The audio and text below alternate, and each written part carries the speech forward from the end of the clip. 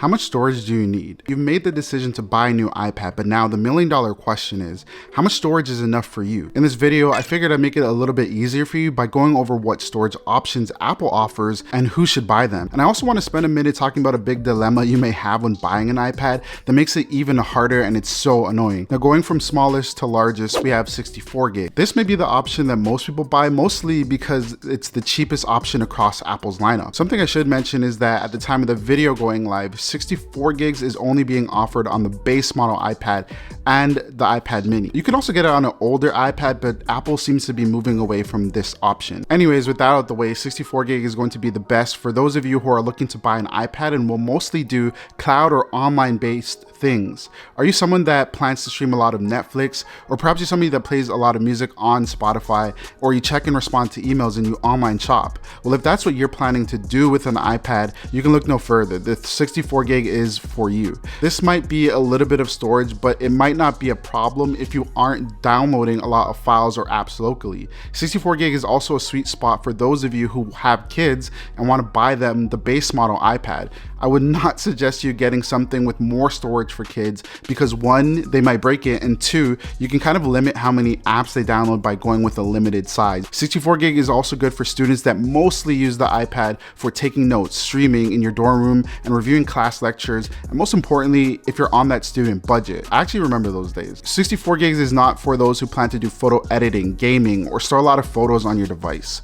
Another word of caution though is if you think that your use of the iPad may change over the next few years, you might want to look at other options because once you buy it, you're locked in. And being honest, I think people should avoid this option if they can afford it. The next option is 128 gigs. And while I did say 64 gigs is what will sell the most, 128 is probably the best option for most people across the board. And they want an iPad to do iPad things, but you might also want to download more apps and store a little bit more files locally. If you're someone who wants to download a few movies on Netflix for flights, or perhaps somebody who wants to download a few apps, or maybe you edit photos in Lightroom, not thousands of photos, but a good decent amount, 5 or 10 per session, then this is great for you. It's also a great size for those that use the iPad for all of the other basic stuff too, checking your emails and more. Also, I'd recommend this size for those that again may be doing those light tasks, but in the future, you might switch to a little bit more intensive workflow, just a little bit, so like light video editing. Now for me, I have the 128 gig iPad Air 6 and I use it for productivity, typing up video concepts, emails, watching movies, and light photo editing. Those are some of the things that I do. So who is it not for? Those that do a lot of video editing, Final Cut Pro. If you're a professional photographer and have thousands of raw photos that you want to edit after a shoot, you shouldn't buy this. Or if you're somebody that plays a ton of AAA games and has a million photos of your cat, you can also skip this one as well. It doesn't make sense. I would say that the iPad 128 gig is actually only available on the iPad 6th gen if you're looking to buy a new iPad. But if you're looking at the older iPads, you might be able to find that across the lineup. All right, 256. Now we're edging more into the options for people that use the iPads for a little bit more. 256 gig is offered on all of the iPads, and if you're looking at the Pro, then the base model is gonna come in at 256. Who is 256 gigs for? If you're a content creator that is just getting into video creating, like just starting, if you're editing photos, you're doing light graphic design, 256 is a great start to handle your files, your Final Cut Pro files, and your backups. And maybe you wanna edit one or two projects at a time. It's also good for people that like to have movies and a lot of content stored offline. Or you have a long flight. It's perfect for keeping you entertained on that flight when you're not connected to Wi-Fi. It's also great for gamers because you can download more than just a couple of AAA games and large apps. 256 gig is also great for students or professionals who work with really large files such as PDFs, presentations, or need to keep a lot of their stuff offline as well. That offline part is important. It's not for casual users who again use their iPad mostly for online things. If you're on a budget or people who plan to upgrade your device frequently because you're going to lose it on the resale market unless you go with the base option. And yeah, it's not great for anybody that's doing content creation long term. Now, I've never owned a 512 gig iPad, but I think I know who should. This is if you're a professional video creator. Like if your day job is a video editor and you have a main device,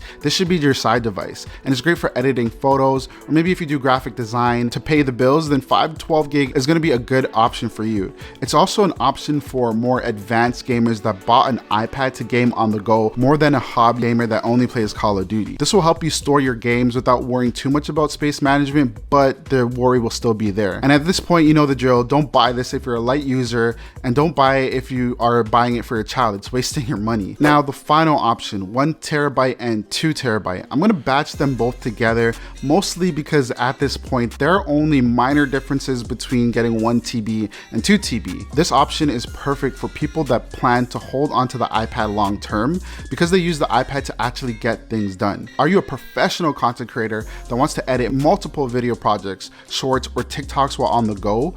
Or perhaps you do a lot of file management and need a device to store most of it locally. These options are great for power users who use the iPad mostly as their main device, and you don't want to use a laptop and prefer an iPad, maybe because it's more mobile. Then this option is for you. Between the 1 TB and 2 TB option, the only reason to get the 2 TB over the 1 is if you actually plan to have lots of video and photo files on your iPad straight from the camera. I should also say that on the new Pros, you can get more cores and almost double the RAM if you go with the 1 terabyte or 2 terabyte option. The problem with storage and Apple's offerings is that Apple strategically provides storage options to make it even harder for consumers to buy a device. For example, on the base model iPad, Apple offers 64 gigs and 256 gigs. The 64 gig is not enough, and the 256 gig comes in incredibly close when it comes to price to the iPad Air. They don't offer a 128 gig option on that 10th gen iPad, so I went with the Air because I wanted a little bit more storage but didn't need 256.